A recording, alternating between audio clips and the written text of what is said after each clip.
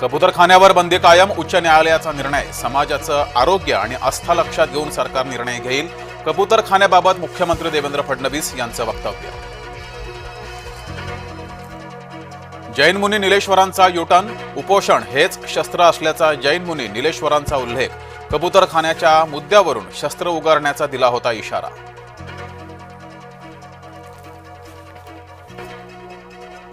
कुणी काय खावं हे सरकार ठरवत नाही, मुख्यमंत्री देवेंद्र फडणवीसांचं वक्तव्य.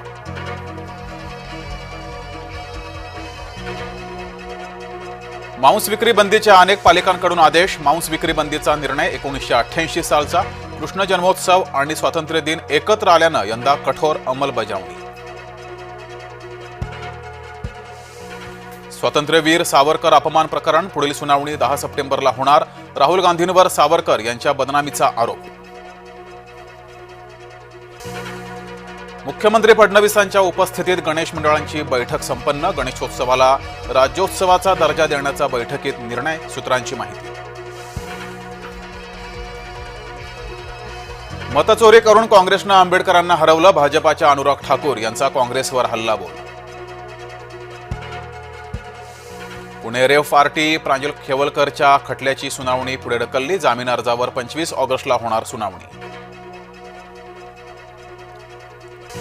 मनसेनं नवी मुंबई विमानतळ फलकाला काळं फासलं. फलकावर दिबा पाटलांचं नाव नसल्यानं मनसे आक्रमक. मुंबईमध्ये घर असूनही मुंडे सरकारी बंगल्यात. मुंडेंनी बंगला अडवल्यानं मंत्री भुजबळांना आसरा नाही. बंगला सोडा आणि माझ्या घरी राहायला या, करुणा मुंडेंनी दिलं धनंजय मुंडेंना आमंत्रण.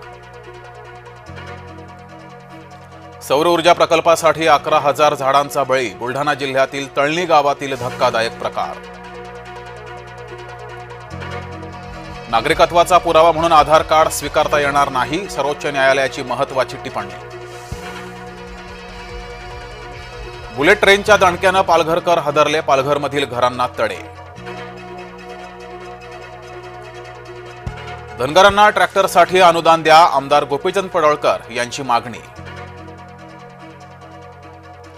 काँग्रेसनं राज ठाकरेंना झटकलं. राज ठाकरे उद्धव ठाकरे एकत्रीकरणावर काँग्रेस गप्पच. वर्दी अंगावर चढवली म्हणून परमेश्वर होता का? मुंबई उच्च न्यायालयानं पोलिसांना खडसावलं. केंद्र सरकारच्या वतीनं हर घर तिरंगा मोहीम. स्वातंत्र्य दिनासाठी राष्ट्रध्वज बनवण्याची लगबग सुरू. मुंबई गोवा महामार्गावर अवजड वाहतुकीला बंदी. गणेशोत्सवात चाकरमान्यांना दिलासा. सोलापुरातील तुळजापूर नाका येथील ओढा ओव्हरफ्लो. पावसाचा फटका सोलापूर धुळे महामार्गावरील वाहतुकीला. अकोल्यामध्ये सरपंचाला 2 जणांकडून बेदम मारहाण. पेट्रोल पंपावर मारहाणीचा व्हिडिओ सीसीटीव्हीद्वारे समोर. संभाजीनगरमध्ये माथे फिरू आरोपीची पोलिसांकडून धिंड. मैत्रिणीवर केला होता गोळीबार. प्रियकराच्या मदतीनं पत्नीकडून पतीची हत्या. मुंबईच्या आरे कॉलनीतील घटना.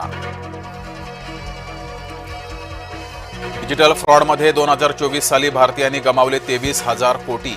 गेल्या वर्षी 20 लाख सायबर गुन्ह्यांची नोंद. आणि पंतप्रधान मोदी आणि डोनाल्ड ट्रम्प यांच्यात सप्टेंबर महिन्यात चर्चा होण्याची शक्यता. संयुक्त राष्ट्र आमसभेच्या बैठकीसाठी मोदी अमेरिकेला जाणार का, यावर अद्याप निर्णय नाही.